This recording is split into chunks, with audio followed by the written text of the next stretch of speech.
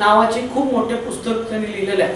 हे सगळं scientifically proved, जिथं डाटा सापडलेला आहे अशा लोकांचे सगळे काय आहे अनुभव या पुस्तकामध्ये लिहिलेले आहे.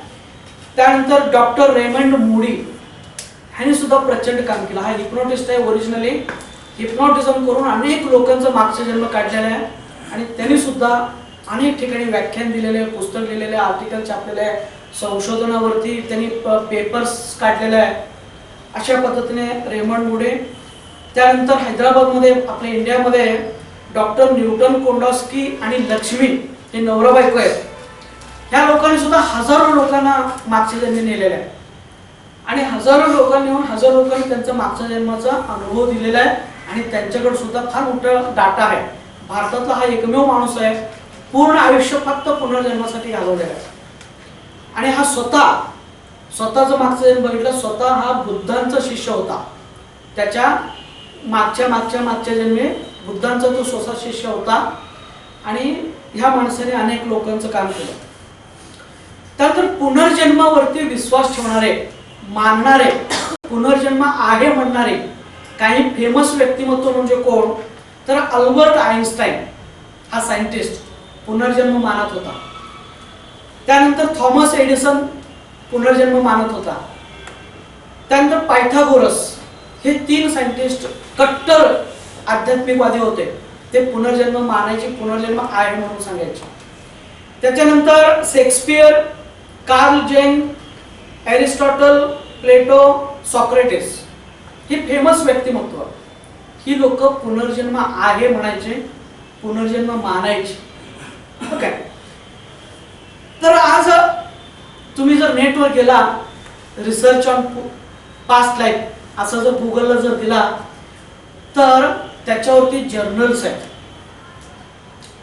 पुनर्जन्मावरती संशोधन करणारे आर्टिकल्स आहेत, जर्नल्स आहेत, संशोधन निबंध आहेत आणि ते तुम्हाला नेटवरती बघायला मिळतात.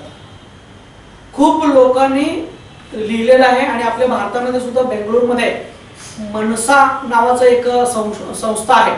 ती लोक सुद्धा पुनर्जन्मावरती खूप मोठं काम केलेलं आहे. त्याच्यानंतर टीव्ही मध्ये तुम्ही जर बघितलं तर राज पिछले जन्म का म्हणून एक सिरियल लागलेलं, अनेक लोकांचं पुनर्जन्म त्यांनी लाईव्ह काढलेले. तृप्ती जैन म्हणून एक लेडी होती, डॉक्टर तृप्ती जैन, त्यांनी सुद्धा हजारो लोकांचं मागचा जन्म काढलेला आहे. आणि त्याच्यानंतर टीव्ही चॅनल्स मध्ये वेगवेगळे अनुभव लोक देत असतात. ह्याचा पुनर्जन्म आठवला, त्याचा पुनर्जन्म आठवला, पेपरमध्ये आर्टिकल्स येत असतात, पुस्तक आहेत, जर्नल्स आहेत, हे सगळ्या गोष्टी आहेत. म्हणून आज पुनर्जन्म म्हणजे फार अवघड असं राहिलेलं नाही. पुनर्जन्म म्हणजे गूढ विद्या असं राहिलेलं नाही. पुनर्जन्म आता सायंटिफिक झालेला आहे. थोडंसं बरोबर, पुनर्जन्म आता काय झालेलं आहे, सायंटिफिक झालेलं आहे. आणि आज सगळीकडं पुनर्जन्म संशोधन करणारे किंवा पास्ट लाईफ वरती हिलिंग करणारे, उपचार करणारे लोक आढळतात.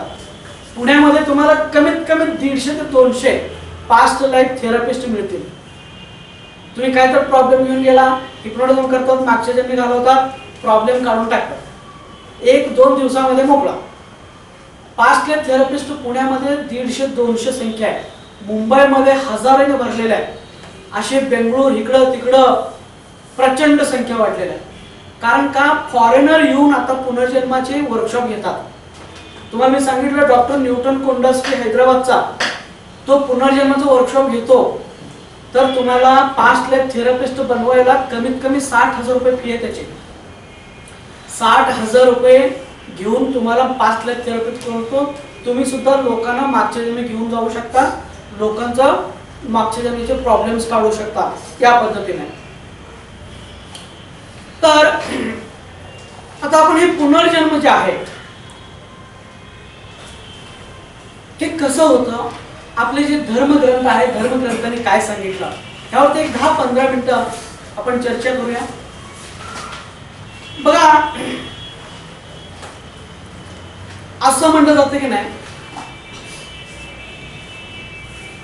आपण म्हणजे आत्मा आहोत आणि हे आत्मा जे आहे, आत्मा हे परमात्माचा अंश आहे, तुकडा आहे. परमात्माने काय केलं ना, जे लिहिलं, परमात्माने काय केलं, स्वतःचे काही पीसेस तयार केले, स्वतःचे काही पार्टिकल्स तयार केले, कण तयार केलं, आणि त्या कणाला काय केलं की पृथ्वीवरती पाठवून दिलं. सुरुवातीला पृथ्वीवरती पाठवून दिलं, अनुभव घेण्यासाठी, धडा शिकण्यासाठी, हा, परीक्षा, एक्झाम घेण्यासाठी. जसं आपण एखादा वडील स्वतःच्याच मुलाला पाण्यामध्ये ढकलून देतो, म्हणजे कसं पोहतो बघूया, किंवा मार्केटमध्ये पाठवून देतो, कसं तो घेऊन येतो मार्केटमधनं बघूया, टेस्ट घेण्यासाठी, परीक्षा घेण्यासाठी, त्याची कुवत बघण्यासाठी आपण स्वतःच्या मुलांचं परीक्षा घेत असतो. अशा पद्धतीने सुरुवात कशी झाली ह्या निसर्गामध्ये की ह्या दैवी शक्ती एकच होती. त्याच्यानंतर त्याचा महास्फोट झाला, वेगवेगळ्या प्रकारचे सगळे ग्रह तारे तयार झाले, आणि त्याच्यानंतर की देवाने काय केलं, स्वतःचे जे भाग हे आत्मे म्हणून पाठवून दिलं वेगवेगळ्या ग्रहावरती. जसं आता इथं पृथ्वीवरती हे आत्मे आलेले आहेत काहीतरी धडा घेण्यासाठी. मग असं सांगितलं जातं, असं नमूद आहे अध्यात्मामध्ये की प्रत्येक आत्मा जे आहे, तुम्हाला बुद्धीला आपल्याला पटतेलच असं नाही, तर असं म्हणलं जातं की प्रत्येक आत्मा सुरुवात हे मिनरल पासून सुरू करतो. धातू,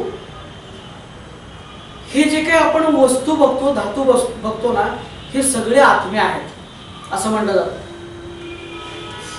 त्यामुळं सुरुवात आत्म्या त्यांचं धातू पासून होत असतं. कोण दगड असेल, कोण सोनं असेल, कोण लोखंड असेल, कोण माती असेल, कोण अमुक असेल, कोण तमुक असेल, एकदम जड वस्तूपासून सुरुवात होते. आणि त्याच्यानंतर त्या आत्म्याचं रूपांतर वनस्पतीमध्ये होतं. अनेक वर्षानंतर ते वनस्पतीमध्ये कन्वर्ट होतं, आणि त्या वनस्पतीचं प्राण्यांच्या मध्ये होतं, आणि त्या प्राण्यांचं माणसांच्या मध्ये होतं. आणि त्या तो माणूस काय करतो, मग तिथून पुढे हळूहळू अध्यात्माचा अनुभव अभ्यास करत करत साधू संतांच्या रूपामध्ये येतो. आणि तिथं आल्यानंतर मग शेवटी ध्यान धारणा आध्यात्मिक गोष्टी करून मग तो देवामध्ये विलीन होतो. त्याला आपण म्हणतो एनलाइटमेंट, मुक्त. मग ह्याला बर्थ डेथ सायकल किंवा कॉस्मिक जर्नी म्हटलं जातं. तर कॉस्मिक जर्नीमध्ये प्रत्येक आत्मा हा जड वस्तूपासून वनस्पती, प्राणी, मनुष्य, साधू संत, देव आणि मुक्त, या असं या सायकल मधून तो फिरत असतो, असं याच्यामध्ये म्हटलं जातं. पण ह्याच्यामध्ये एक उदाहरण कसं दिलं त्याने धातू किंवा वनस्पती वगैरे असण्याचं, तर काही लोकांना विशिष्ट धातू आवडतात, ज्या धातूबद्दल प्रेम आहे. तर असं म्हटलं जातं कदाचित तुम्ही मागच्या म्हणजे अनंत जन्मापूर्वी, अनंत म्हणजे सूर्य पृथ्वी चालू नव्हतं तेव्हा तुम्ही सांगायला हवं, अलीकडचं नाव, बरोबर. तर त्यावेळी कदाचित तुम्ही अमुक धातू असणार, त्याच्यानंतर अमुक वस्तूच अमुक वनस्पती तुम्हाला आवडतं, कदाचित तुम्ही त्या मागच्या जन्मी तुम्ही त्या अमुक वनस्पती असेल, अमुक प्राणी आवडतं, पक्षी आवडतं, कदाचित तुम्ही ती पक्षी असेल, प्राणी असाल. आता मग सांगितल्याप्रमाणे कापसे सरांना काय आवडायचं, मोर आवडायचं, आणि त्यांनी त्यांचं मागचं जन्म बघितलं की ते स्वतः मोर होते. असं काही असू शकतं, पण हे नमूद केलेलं आहे की धातूपासून आपण माणसांच्या पर्यंत आपलं सोलचं असं प्रवास होत होत येत असतं. मग होतं काय, देवाने स्वतःचे तुकडे तयार करून ह्या आत्म्या निर्माण केलेलं आहे, आणि त्या आत्म्याची परीक्षा घेण्यासाठी, त्या आत्म्याची टेस्ट घेण्यासाठी किंवा विविध अनुभव देण्यासाठी, त्या आत्म्याला विविध अनुभव देण्यासाठी त्यांनी काय केलं बघा, की त्यांना पृथ्वीवरती पाठवून दिलेलं आहे. आणि एकदा आत्मा पृथ्वीवरती येत असताना तो आत्मा एकदम प्युअर होता सुरुवातीला. बघा मी काय म्हणतो इथून पुढे अतिशय महत्वाचं आहे. जेव्हा आपण पृथ्वीवरती आलो, त्या देवापासून लांब लांब आलो, तर त्यावेळी एकदम आपण पवित्र होतो, कुठलेही डाग नव्हते आपल्याला. आणि इथं आल्यानंतर इथं आपण काय केलो, हे सगळं फिजिकल वर्ल्ड तयार केलं, हे सगळं भौतिक जग आपण निर्माण केलं आपणच. मॅन इज अ को क्रिएटर ऑफ गॉड असं म्हणतात. देव हा माणूस हा काय करतो, हा सगळं निर्माण करत असतो. तर अशा पद्धतीने आपण हे सगळं भौतिक जग निर्माण केलं. आणि भौतिक जग निर्माण करून आपण काय करायला लागलो, वेगवेगळे कर्म करायला लागलो.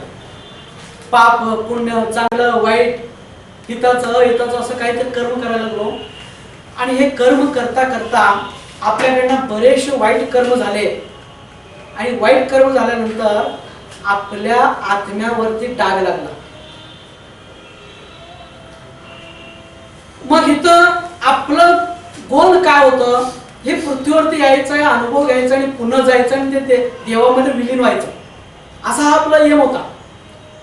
पण आपण आलो इथं आणि येऊन हे भास भ्रम, हे फिजिकल वर्ल्ड मध्ये आपण अडकलो आणि काही चांगले वाईट कर्म केलो, चुकीचे कर्म केलो, पाप पुण्य केलो.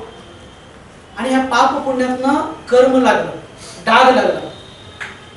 आणि मग पुन्हा वर जायचं म्हटलं तर वर जाण्यासाठी एक ऑर्डर असं होतं की तुम्ही जसं केला तसंच प्युअर वर यायचं आहे, असा आज्ञा होता.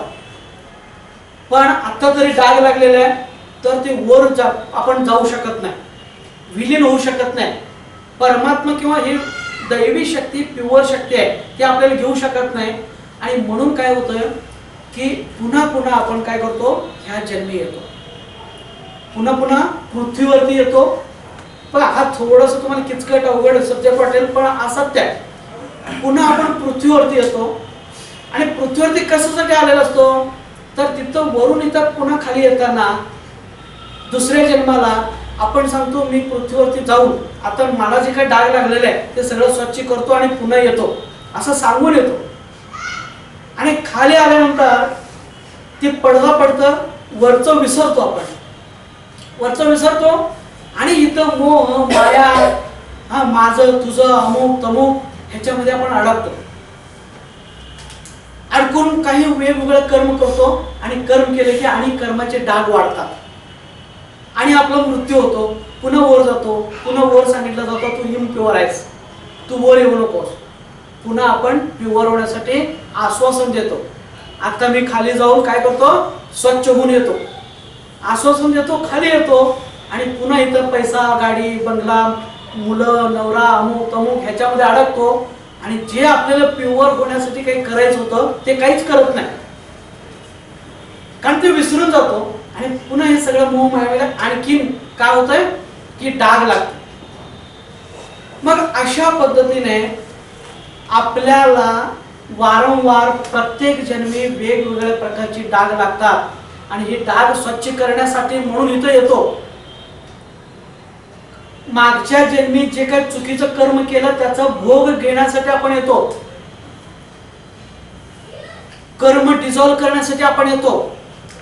मागच्या जन्मी मी अशा आकांक्षा ठेवलं होतं, मला हे पाहिजे, मला ते पाहिजे, ते ऍक्च्युअली ते एक प्रकारचं डागच आहे, ते वाश करण्यासाठी आपण येतो.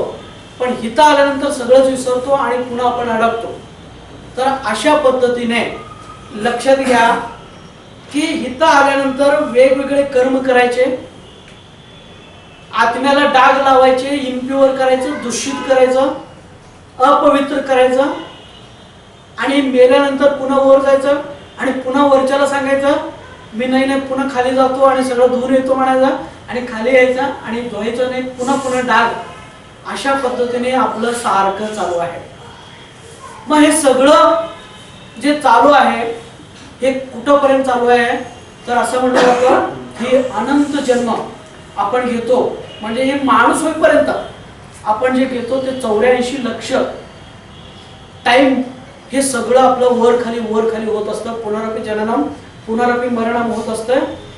आणि आपण काय ह्या कर्म फळातून मुक्त होत नाही किंवा ह्या डागापासून मुक्त होत नाही किंवा आपली इच्छा आकांक्षापासून मुक्त होत नाही, अटॅचमेंट पासून मुक्त होत नाही, आपण इम्प्युअरच राहतो. आणि असे अनेक जन्म घेतो आणि त्या प्रत्येक जन्मातील अनुभव आपल्या अंतर्मनामध्ये साठत राहतात. अगदी सूर्यचंद्र नव्हते तेव्हापासून आपण आहोत, लक्षात घ्या. तर तेव्हापासूनची सगळी अनुभव आपल्या अंतर्मनामध्ये म्हणजे आत्म्यामध्ये हे साठत राहतात. आणि आपण जन्म घेत राहतो. एका साधूने सांगितलं की बाबा एक आत्मा माणसाच्या जन्मी येईपर्यंत किती शरीर भोगतं, असं म्हटल्यानंतर त्याने सांगितलं माणसाच्या जन्मी येईपर्यंत एक आत्मा किती शरीर वापरतं, तर त्या शरीरांचा हाड जर कुणी एकत्र करून ठेवला असता तर त्याचा हिमालय इतकं डोंगर तयार झाला असता. एवढं शरीर आपण वापरत प्रत्येक वेळी चुका करायचं, पुन्हा सुधारण्यासाठी यायचं, चुका करायचं, सुधारण्यासाठी यायचं, असं करत आपण माणसाचा जन्म देतो. माणसाच्या जन्मामध्ये सुद्धा अनेक चुका करतो, अनेक डाग आपल्याला लागतात, आशा आकांक्षा इच्छा ही सगळी लागत असतात आणि ते आत्मा इम्प्युअर होत जातो.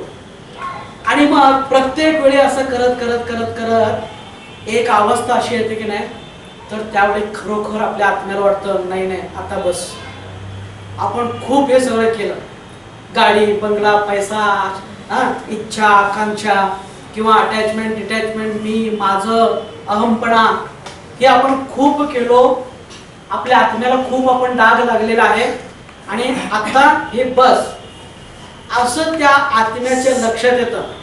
म्हणजे आपण आता या अवस्थेत आहोत, लक्षात येतं. आणि तिथून पुढं ते आत्मा काय करायला लागतं बघा, मग आध्यात्मिक वळण, ध्यान धारणा पूजा प्रार्थना, चांगलं कर्म करायचं, दान करायचं, अशा चांगल्या गोष्टी ते करायला लागतं. करता आणखीन काही जन्म जातात आणि मग शेवटी ध्यान करत एक दिवस असा होतोय की तो ध्यान करता समाधी अवस्था प्राप्त होतो. आणि एकदा समाधी अवस्था प्राप्त झालं की तो साधू संतांच्या माणसाचा शेवटचा जन्म हा साधू संतांचा होतो. मग तो साधू संत झाला, समाजाचं काही समाजामध्ये काही चांगलं काम करून लोकांना ह्या स्वप्नातून जागे करण्याचं काम ते करतात. हे सगळं भास आहे, भ्रम आहे, तुम्ही इथं पृथ्वीवरती मुक्त होण्यासाठी आलेलं आहे, तुम्ही सगळं हे चुकीचं करता, आशा आकांक्षा करू नका, डिटॅच राहा, मी माझं म्हणू नका, अहमपणा सोडून द्या, प्राण्यांची बळी घेऊ नका, असं ते सगळं चांगलं सांगतात. कारण का त्यांना खरं समजतं काय नेमकं झालेलं आहे, आपण आलो कशासाठी, आपण काय करायला लागलो. आणि ते लोक खरं जागे होतात आणि आपल्यासारखे जे बेशुद्ध अवस्थेमध्ये आपण काम करत असतो, धडपड करत असतो, अशा लोकांना जागे करण्याचा ते प्रयत्न करतात. काही लोक